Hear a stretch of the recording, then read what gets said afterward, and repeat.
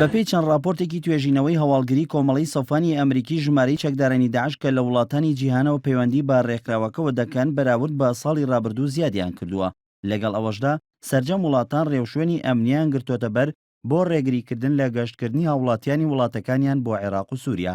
ئەوە لە کاتێکدایە بە وتەی هاوپەیمانی نێودەوڵەتی کە ئەمریکا سەرپەرشتی دەکات لە ماوەی ساڵێک و سێمانگی ڕابردوودا زیاتر لە 8,000 هێرشیان کردوتە سەر بارەگا و بنکەکانی داعش لە عێراق و سووریا و تەنها لە ماوەی دەمانگی یەکەمی سەرەتای هێرشەکاندا زیاتر لە 10,000 چەکداری داعش کوژراون.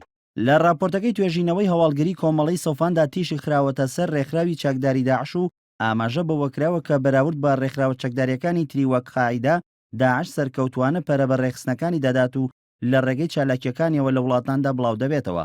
بەپێی راپۆرتەکە لە ساڵی 2015دا نزیکەی 27,000 بۆ 31,000 چەکدار لە 86 وڵاتی جیهانەوە گەشتیان کردووە بۆ عێراق و سووریا و پەیوەندیان بە چەکدارانی داعشەوە کردووە. بەراورد بە ساڵی 2014 کە تەنها 12,000 چەکدار پەیوەندیان بە داعشەوە کردووە.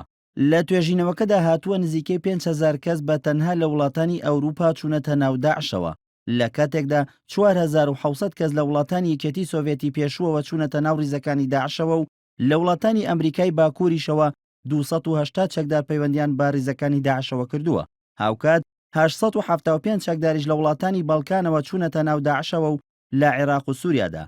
بەپێی راپۆرتەکە لە وڵاتانی ڕۆژئاوای نیشتیمانی عەرەبیەوە 8,000 چەکدار و لە وڵاتانی ڕۆژهەڵاتی ناوەڕاستیشەوە 8,240 چەکدار و لە وڵاتانی باشووری ڕۆژهەڵاتی ئاسیاشەوە 900 چەکدار چوونەتە ناو داعشەوە.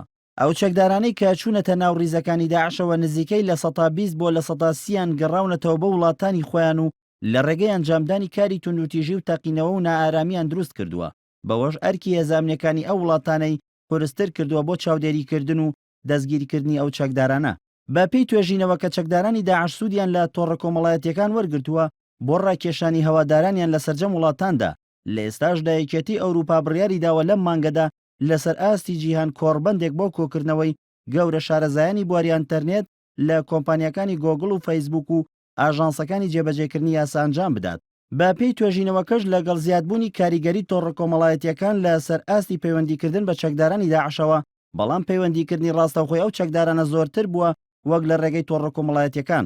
بەپێی ئەو توێژینەوانەی کە ئەو دەستگای ئەنجامی داوە و دەڵێت ئەگەر قۆناغ بە قۆناغیش داعش لە عێراق و سووریا لەناو ببرێت، ئەوە داعش لە توانایدا هەیە لە داهاتوودا کاریگەری لەسەر بیری خەڵکی دروست بکات و ببێتە گەورەترین مەترسی بۆ سەر جیهان. بێستون شەریف، NRT.